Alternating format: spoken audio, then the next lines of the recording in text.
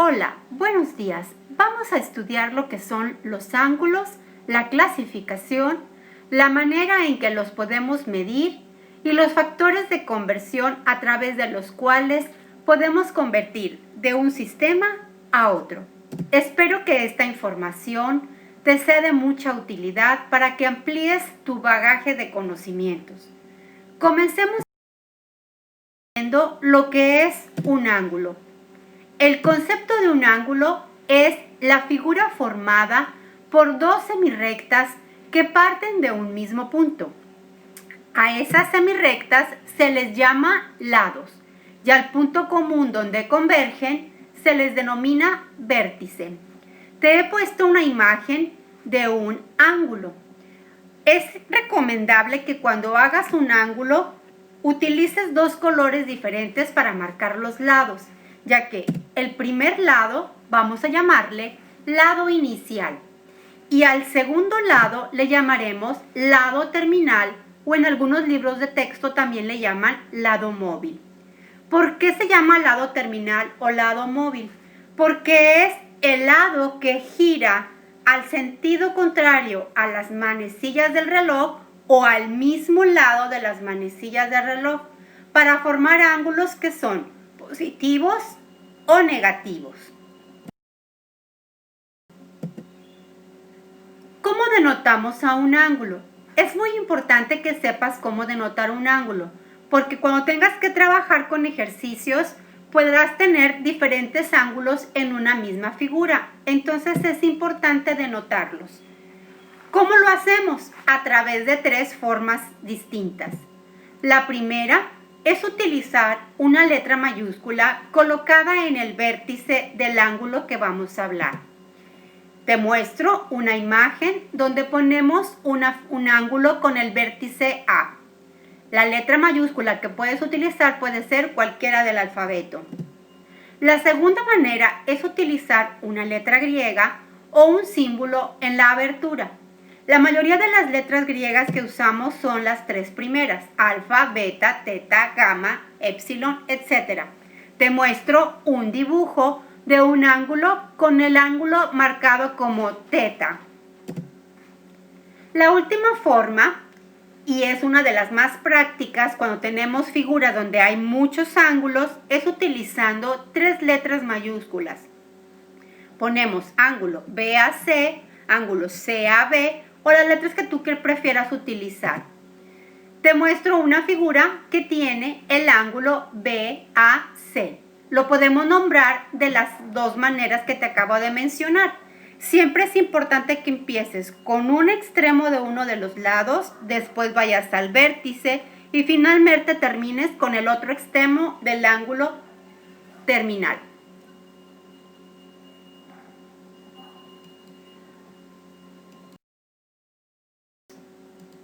Vayamos ahora a observar. Estamos rodeados de objetos en la geometría en el mundo real.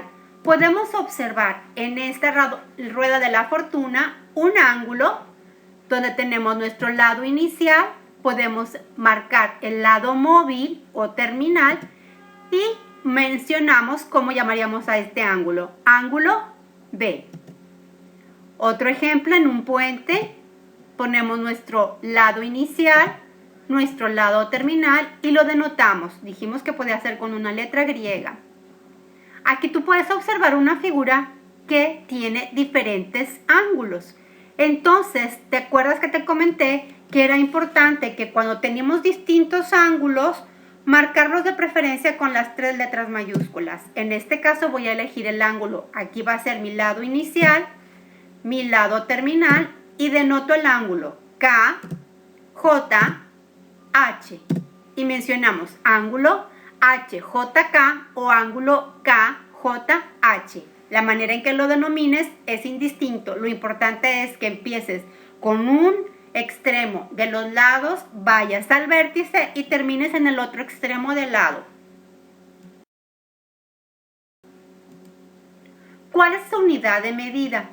Nosotros conocemos la unidad de medida más común, que son los grados, y se representa con el símbolo de una bolita acomodada en la parte superior del número.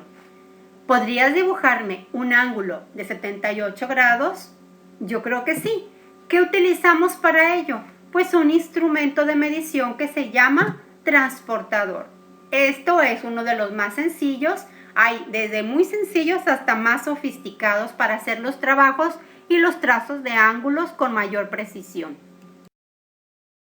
Para que puedas hacer el trazo de un ángulo, es importante que conozcas las partes que forman el transportador. Tenemos el centro donde colocamos el vértice del ángulo que vamos a medir, la escala exterior y la escala interior que nos va a servir para poder trabajar y ubicar los ángulos, ya que los ángulos se encuentran en diferentes posiciones y tú tienes que mover el transportador para poder ubicar y encontrar la medida del ángulo. Y la línea de borde, recuerda que siempre nos va a ayudar para poder nosotros hacer la medición de mayor exactitud. Tracemos entonces algunos ángulos para que puedas ver su funcionamiento. Los ángulos te dije que eran positivos o negativos. ¿Cuándo son ángulos positivos?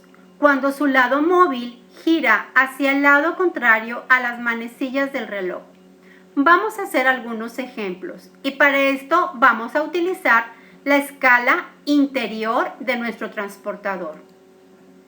Vamos a buscar un ángulo de 50 grados. ¿Ok? Entonces colocamos nuestro lado inicial con el vértice en el centro del transportador. Trazamos nuestro lado móvil ubicando que aquí están los 50 grados. Y finalmente con una flecha señalamos la abertura del ángulo que queremos medir. Segundo ejemplo, vamos a buscar un ángulo de 84 grados. Volvemos a utilizar la escala interior. El lado inicial queda igual y trazamos el lado móvil. Ahí están los 84 y marcamos la abertura desde el lado inicial hacia el lado terminal. Hagamos un tercer ejemplo, 125 grados. Trazamos el lado terminal. Ponemos nuestra flecha que indique del lado inicial al lado terminal los 125 grados. Finalmente marquemos un ángulo de 180 grados. Nuestro lado inicial es el mismo y ponemos nuestro lado móvil y con una flecha indicamos la abertura del ángulo que estamos dibujando. A trabajar con los ángulos que son negativos. Estos giran al mismo sentido de las manecillas del reloj. Para que tú puedas desarrollar estos ejercicios, te sugiero utilices un transportador circular. Y si no, pues vamos a ir girando el transportador sencillo como el que mostramos en los ejercicios anteriores. Igual tiene su centro, su línea de borde, la escala interior y la escala exterior. Busquemos un ángulo de menos 45 grados. Ponemos nuestro lado inicial. Ahora nuestro lado terminal. Ubicamos con la escala exterior los 45 y marcamos el ángulo. Hagamos un segundo ejemplo. Menos 160 grados. Nuestro lado inicial. Trazamos el lado móvil, que es el que gira al mismo sentido a las manecillas del reloj, utilizando nuestra escala. En este caso ahora vamos a usar la escala interior y ubicamos los 160 grados. Nos vamos a marcar el ángulo que estamos utilizando. Hagamos un siguiente ejemplo. Menos 240 grados. Trazamos el lado móvil. Utilizamos nuestra escala interior y marcamos el ángulo con la abertura. Finalmente encontremos un ángulo de menos 335 grados. Ponemos nuestro lado móvil y marcamos la abertura donde inicia y donde termina nuestro ángulo. Muy bien, Entonces, resumiendo, recuerda entonces que el ángulo de rotación de un ángulo positivo siempre es a la izquierda y el ángulo de rotación de un ángulo negativo siempre es a la derecha. Ubicar, muy importante, tu lado inicial, tu lado terminal y poner la flecha hacia el sentido en el que gira el ángulo que podemos trabajar. Esto es muy importante, ya que en un solo ejercicio puedes tener dos ángulos distintos. Si mi flecha es la interior, marca un ángulo de 70 grados. Si mi flecha es la exterior, marca un ángulo de menos 290 grados. He ahí la importancia de poner las flechas hacia donde giró el lado móvil. Inclusive, puede ser que aquí tengamos ejercicios donde haya ángulos positivos y negativos y mayores a 360 grados, ¿ok? Entonces es muy importante que tú puedas observar. ¿Por qué puede haber un ángulo de mayor de 360 grados? Que nuestros ángulos giren más de una sola vez. Aquí te muestro un ejemplo de un ángulo de 55 grados, un ángulo de 305 grados y un ángulo de 415 grados. Quiere decir que hizo un giro completo y subió un poquito más. Esto lo vas a utilizar mucho en nuestros siguientes ejercicios. Ahora vamos a clasificar a los ángulos de acuerdo a su medida, ya que hay distintas clasificaciones para los ángulos. Con respecto a su medida, la primera clasificación que tenemos que ubicar es un ángulo recto. Este mide 90 grados y es muy fácil que tú puedas observarlo. Vamos a ver algunos ejemplos en la vida real donde tenemos un ángulo de 90 grados. En la posición de tus brazos puedes poner tu lado inicial, tu lado móvil y podemos observar que el ángulo perfectamente mide 90 grados. Recuerda que utilizaremos a veces la ayuda de un transportador. Y cuando hacemos ejercicios, si tú observas las líneas rectas de manera perpendicular, pues observas que es un ángulo de 90 grados. En una caja de un perfume, lado inicial, lado móvil y marcamos el ángulo que estamos hablando. Cuando hacemos ejercicios donde tenemos problemas razonados o modelos matemáticos, a veces nos piden que saquemos las medidas de los ángulos agudos o los ángulos rectos o el valor de la hipotenusa. Entonces nosotros marcamos el teorema de Pitágoras para poder ubicar lado inicial, lado móvil, sabemos la medida de este ángulo y podemos utilizar su información. Segunda clasificación, entonces ya la aventajamos un poquito, era la clasificación de un ángulo agudo. Este ángulo agudo tienes que recordar que mide menos de 90 grados y su imagen siempre está representada de esta manera. Vamos a ubicarla en la vida cotidiana. Haciendo ejercicio tú puedes observar que ahí podemos trazar nuestro lado inicial, nuestro lado móvil, y marcamos la abertura y es un ángulo menor a 90 grados. En una escalera trazamos nuestro lado inicial, nuestro lado móvil y marcamos el ángulo y podemos observar que mide menos de 90 grados. En un gancho, el lado inicial, nuestro lado móvil y marcamos el ángulo. Como ves, estamos rodeados de geometría en todas partes. La clasificación corresponde al ángulo que llamamos llano. Un ángulo llano mide 180 grados. Esta es la imagen que representa un ángulo de 180 grados.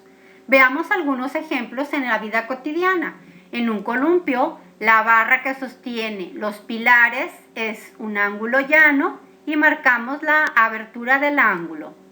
En una gimnasta, en este ejercicio me encantó porque podemos observar dos ángulos llanos, uno en la barra de la gimnasta y otro en la abertura de las piernas de la gimnasta. Los ángulos miden 180 grados.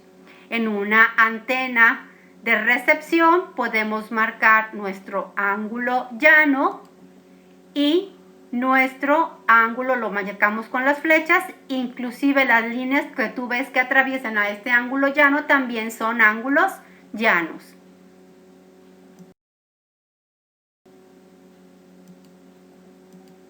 Clasificación, entonces nos vamos a la siguiente, sería un ángulo obtuso. Un ángulo obtuso mide más de 90 grados, pero menos de 180 grados. La imagen representativa de un ángulo obtuso lo podemos observar en el dibujo que te muestro y vamos a ver algunos ejemplos en la vida real. En una cama de playa trazamos nuestro lado inicial, nuestro lado móvil y señalamos el ángulo que es obtuso. En un abanico, nuestro lado inicial, nuestro lado móvil y la abertura que marca que es un ángulo obtuso.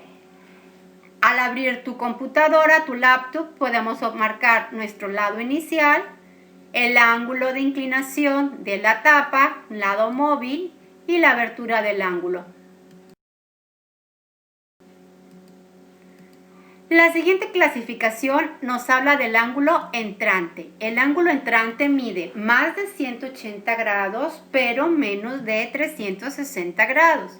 Esta es la imagen representativa de un ángulo entrante.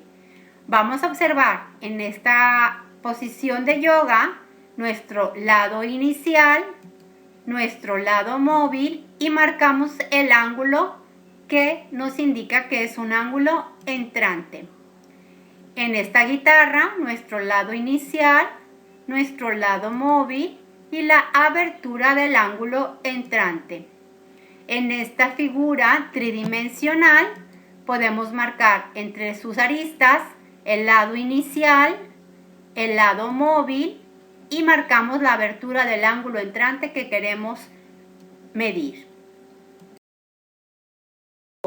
De ángulos es el perígono. El perígono es un ángulo que mide 360 grados, es decir, fue un ángulo que dio un giro completo. El timón de un barco, podemos marcar nuestro lado inicial, puede hacer la flecha del lado terminal, giró todo completamente y volvió a quedar entonces en su posición, entonces quiere decir que hizo un giro de 360 grados y nuestro ángulo se llama perígono. Otro ejemplo es en un reloj, las manecillas cuando vamos a ajustar una hora, podemos marcar nuestro lado inicial, nuestro lado móvil y el sentido al que giramos las manecillas para acomodar el horario. En una bicicleta, cuando gira la bicicleta, los rayos de la bici pues van girando, entonces el primer rayo tiene su lado inicial, al pedalearle gira, hacemos nuestro giro para marcar nuestro ángulo perigonal. En un mapa conceptual general, la clasificación de los ángulos de acuerdo a su medida. Esta es una imagen que nos representa todos los ángulos que tenemos. Es muy importante que los tengas bien visualizados, ya que de acuerdo a la visualización tú puedes rápidamente distinguir cuáles son sus escalas de medición. A los sistemas de medición de un ángulo. Esto es para que tú ya puedas calcular de una manera más rápida de un sistema a otro. Nuestro sistema sexagesimal lo voy a comparar con el sistema circular. El sistema sexagesimal es el más común con el que trabajamos. Divide la circunferencia en 360 partes y cada una de esas partes constituyen un grado sexagesimal, que fue lo que vimos dividido en nuestro transportador. Cada uno de ellos a su vez se divide en 60 partes iguales que corresponden al minuto. Esto ya no lo podemos ver visualmente. Y la última parte es que un minuto de esos grados a su vez se subdivide en 60 partes iguales que corresponden a un segundo. De tal manera que tenemos grados, minutos y segundos. Y a mí me gustaría comparártelo con nuestros reloj, donde te marca horas, minutos y segundos, para que tengas una escala similar en comparación. Este sistema circular lo comparamos con un sistema que llamamos circular, cuya unidad de medida es el radián. El radián es el ángulo cuyos lados comprenden el arco cuya longitud es igual al radio de la circunferencia. La longitud de una circunferencia es de 2 pi radianes. Un radián equivale a 57 grados 18. Ahora, ¿cómo vamos a utilizar la conversión? A través de un factor de conversión. Para ello vamos a comparar entonces los dos sistemas, el sexagesimal y el circular. El sexagesimal mide 360 grados, el circular 2 pi radianes. Vamos a despejar pi. Para esto hay que dividirlo entre 2. Dividamos entre 2 nuestras dos cantidades y obtenemos como respuesta 180 grados es igual a pi radianes. Vamos a dividir por un lado entre 180 y por el otro lado vamos a dividir entre pi para poder obtener los factores de conversión necesarios tanto para un sistema como para el otro. Al dividir de un lado entre 180 y al dividir del otro lado entre pi, vamos a obtener que en el sistema sexagesimal un grado es igual a pi sobre 180 radianes. Del otro lado vamos a obtener que un radián es igual a 180 grados sobre pi. Entonces estos son nuestros factores de conversión. Cuando quieras convertir de grados a radianes, utilizas la fórmula de la izquierda, y cuando quieras convertir de radianes a grados, utilizas la fórmula de la derecha. Estos ejercicios vamos a hacer un video donde vas a poder observar perfectamente bien cómo se aplican estas fórmulas en ejercicios muy concretos. Espero que la información te haya sido de utilidad. Nos vemos en una siguiente presentación. Hasta luego.